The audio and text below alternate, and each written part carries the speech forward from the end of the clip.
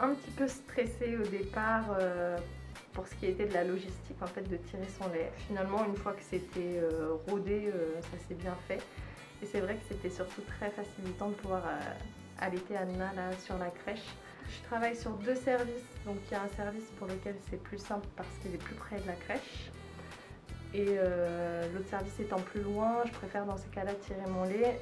Maintenant, si vraiment il y avait besoin, je pense que je pourrais quand même me détacher, mais j'ai choisi cette organisation-là et ça se passe bien. Vraiment très bien, avec l'équipe, avec ma cadre, tout le monde m'a vraiment, tout le monde a respecté en fait mon allaitement.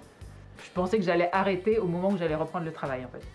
Et arrivé à la crèche, quand j'ai appris qu'on pouvait venir les allaiter à la demande finalement, je me suis dit que j'allais essayer. Et en fait, ça a super bien marché, et donc j'allaite toujours Mathurin à 6 mois. Alors j'arrive assez à venir, les seuls moments où je viens pas, c'est quand je suis en consultation. Dans ces cas-là, je tire mon lait et on lui donne un biberon de mon lait maternel. Et sinon, j'arrive à m'organiser pour venir quand il a besoin.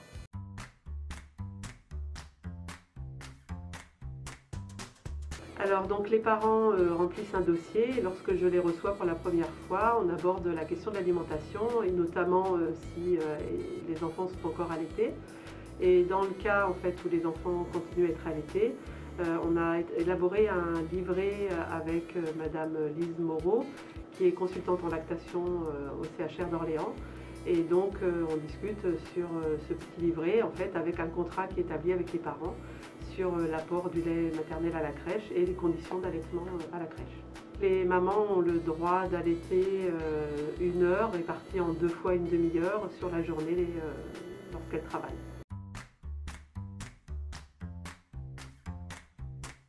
Bien sûr, on se cale sur la demande de l'enfant. Lorsque l'enfant réclame à manger, on appelle les parents dans le service où ils travaillent. Et s'ils peuvent descendre de suite, ils descendent et viennent allaiter leur bébé. S'ils ne peuvent pas, certains ont en fait du lait maternel qui est stocké donc, au frigo et on peut le donner au biberon. Ou alors on essaye de faire patienter l'enfant autant qu'on peut quand il est diversifié, par exemple en commençant par le petit pot.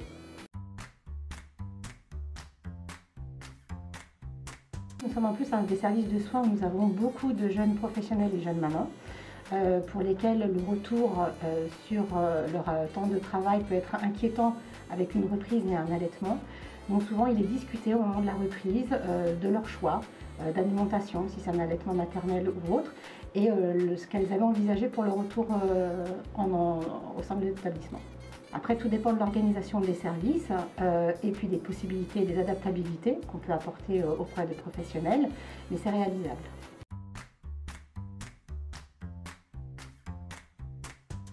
Alors je vous avouerai qu'en tant que cadre de santé sur le lactarium biberonnerie, oui, ma réponse est dans l'affirmatif, d'autant que c'est quand même une recommandation au niveau de l'OMS.